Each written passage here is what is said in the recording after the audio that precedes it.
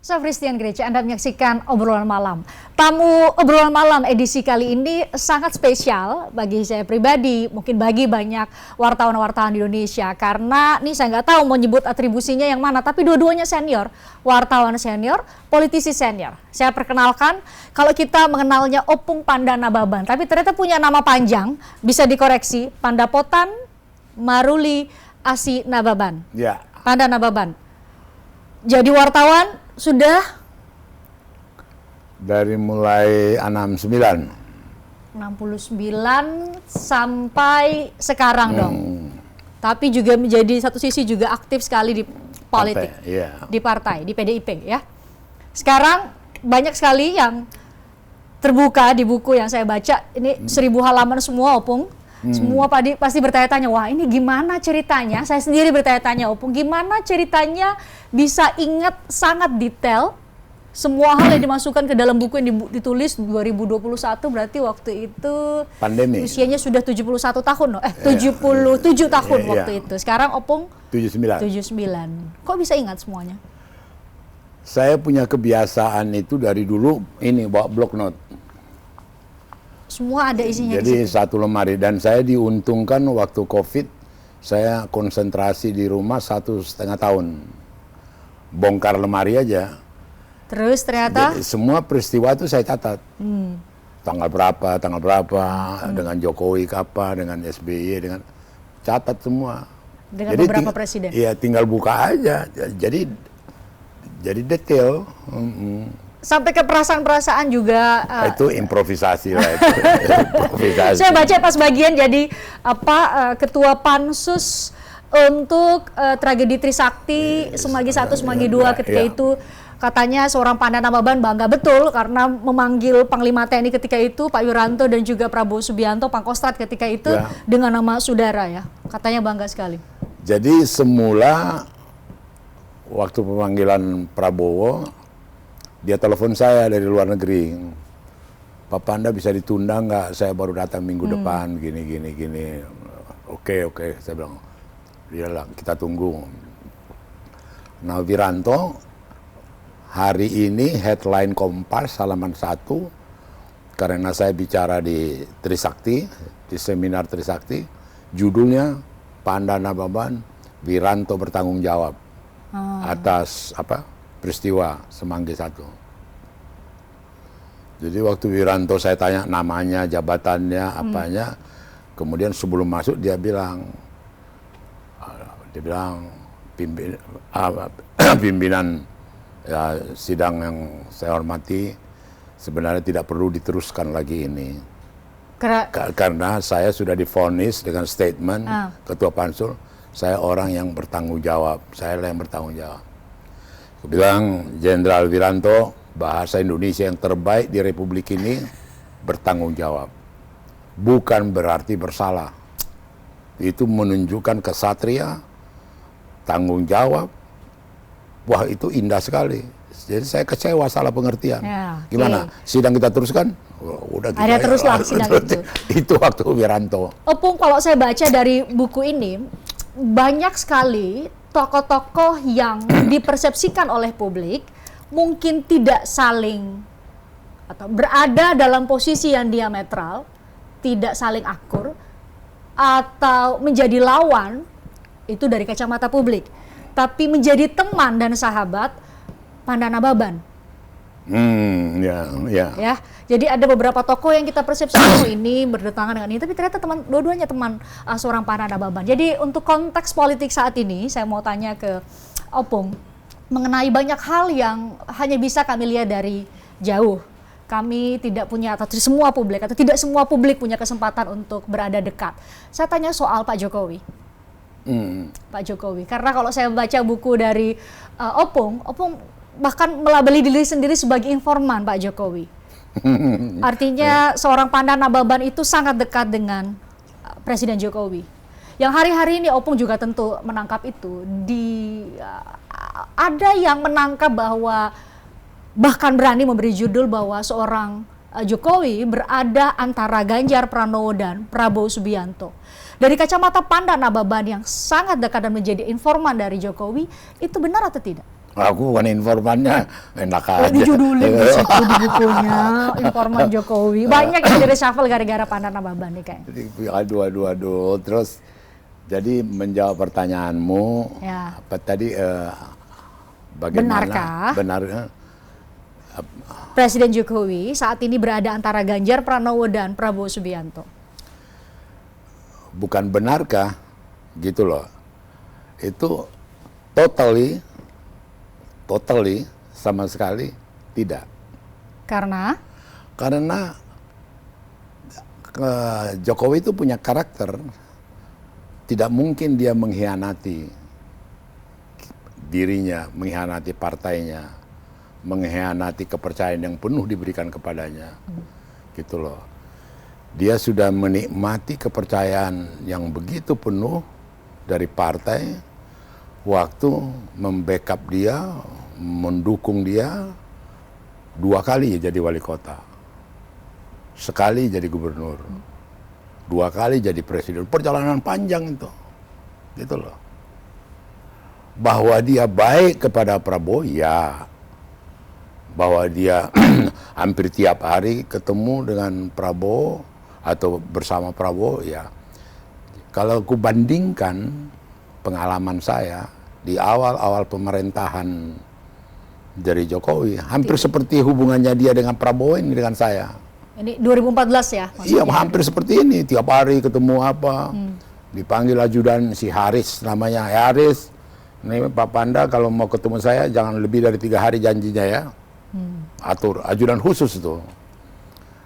Satu ketiga, Pramono Anum, sekretaris kabinet, dia bilang ke saya, Bang, jangan terlalu sering lah ketemu presiden lama-lama. Kenapa? Sidang kabinet tertunda loh gara-gara abang. Gitu loh. Jadi kalau kuliah intensitas Jokowi dengan Prabowo sekarang, sama dengan yang aku alami. Gitu loh. Tapi apakah itu ditafsirkan?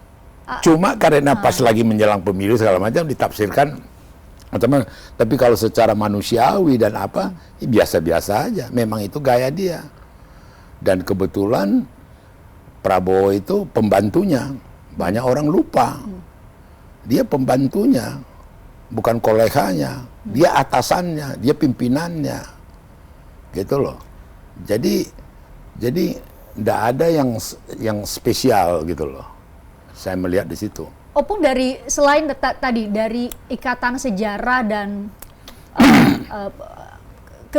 Pak Jokowi mengakar sekali dengan PDIP ya, dari awal karir politiknya itu bersama-sama dengan PDIP. Apalagi yang bisa meyakinkan publik yang masih bertanya-tanya soal keberpihakan Pak Jokowi atau siapa sosok sebenarnya pilihan Pak Jokowi untuk menjadi penerusnya?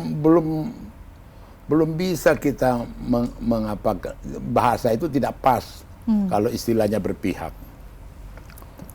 Dia sudah jelas totally PDI Perjuangan, kader, kalau istilah Ibu Megawati, dialah kader PDI Perjuangan yang terbaik saat ini. Siapa namanya? Joko Widodo. Oke. Nah kemudian juga dia pernah juga jadi pengurus seperti saya. Waktu saya ketua DPD PDI Sumatera Utara, dia wakil ketua DPD Jawa Tengah. Pernah juga dia di struktur. Gitu loh. Sangat tidak masuk di akal sehat atau di akal ini kemudian dibilang berpihak. Karena apa?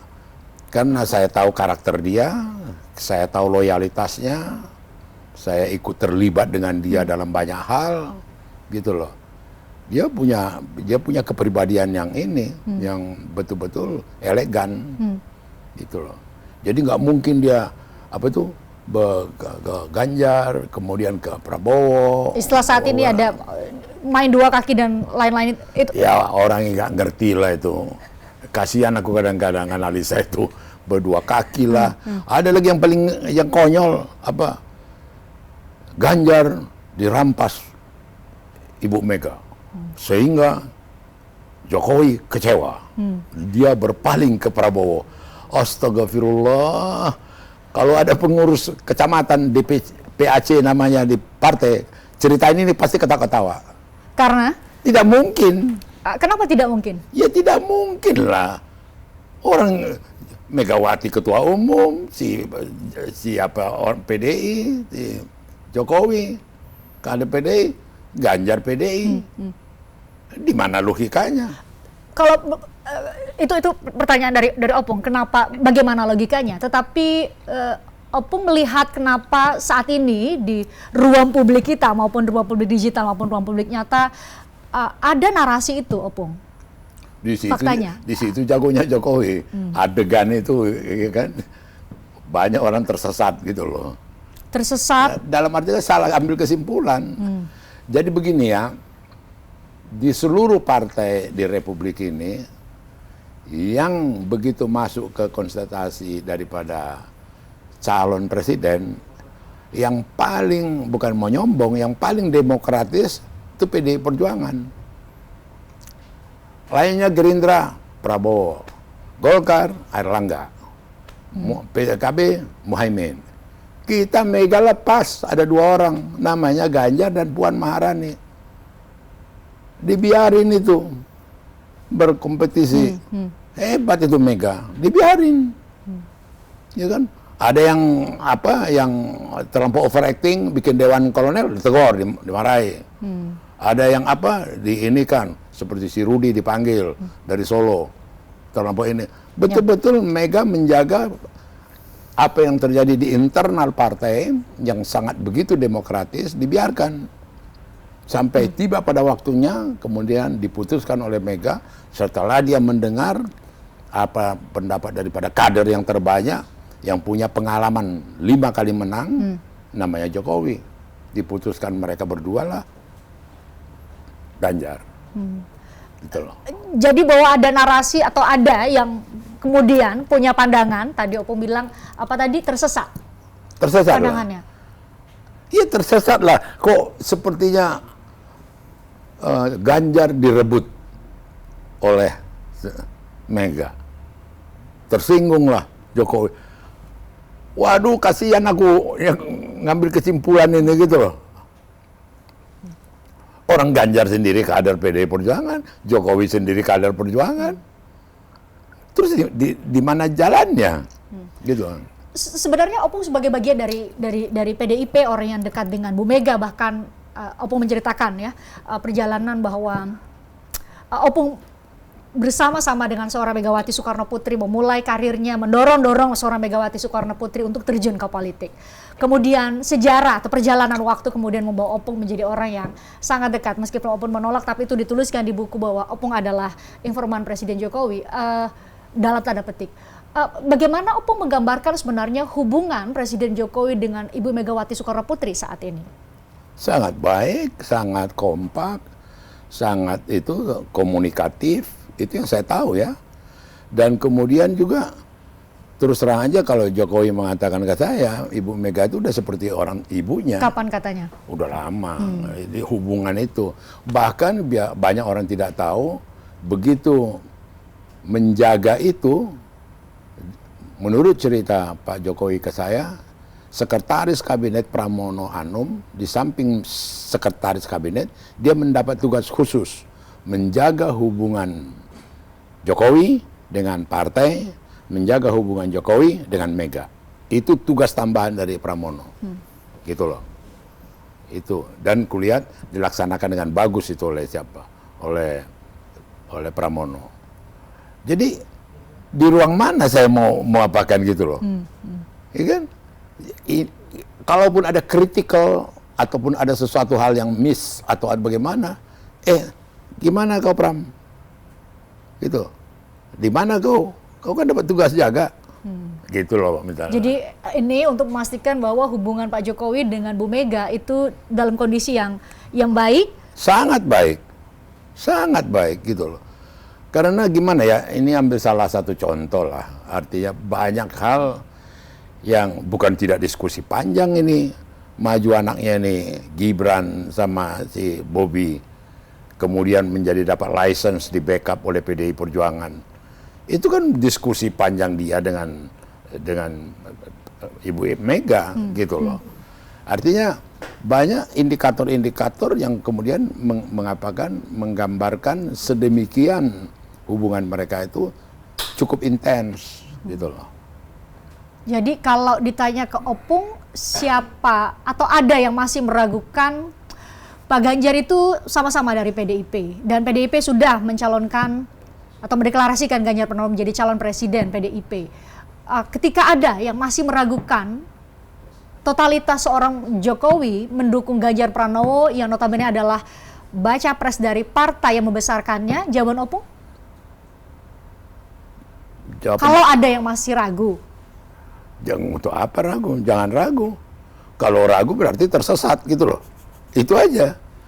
Karena informasi yang saya sampaikan itu tidak ada ilusi, tidak ada ngarang-ngarang, tidak ada bohong, tidak ada dibuat-buat. Itu faktanya. Gitu loh.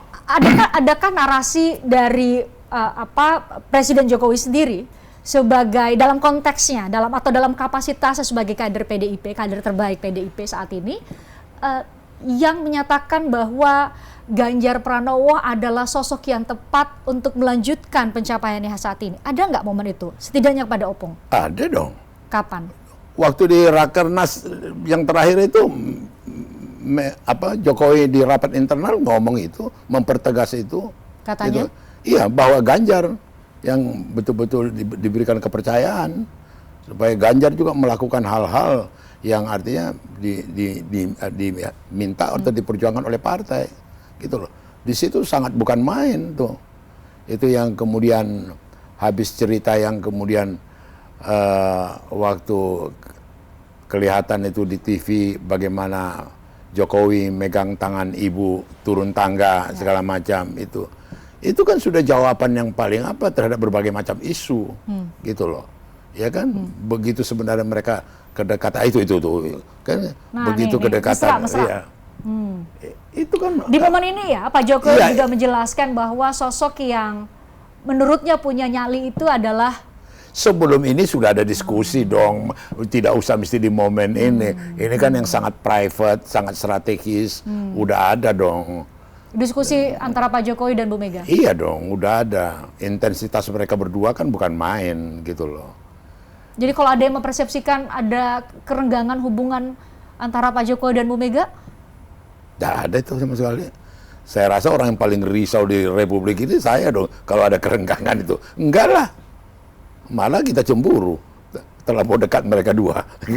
Malah cemburu seorang Pandang Ababan karena Presiden Jokowi dan Bu Mega sangat dekat. Opung, kita ngobrol lagi soal banyak hal terkait dengan pengalaman Opung, dan Opung tidak hanya menjadi bagian pencatat sejarah sebagaimana wartawan pada umumnya, tapi Opung juga menjadi bagian dari sejarah itu sendiri. Kami kembali untuk Anda, usai jeda. Tertarik dengan diskusi saya dengan para narasumber? Saksikan obrolan malam dengan topik-topik menarik lainnya.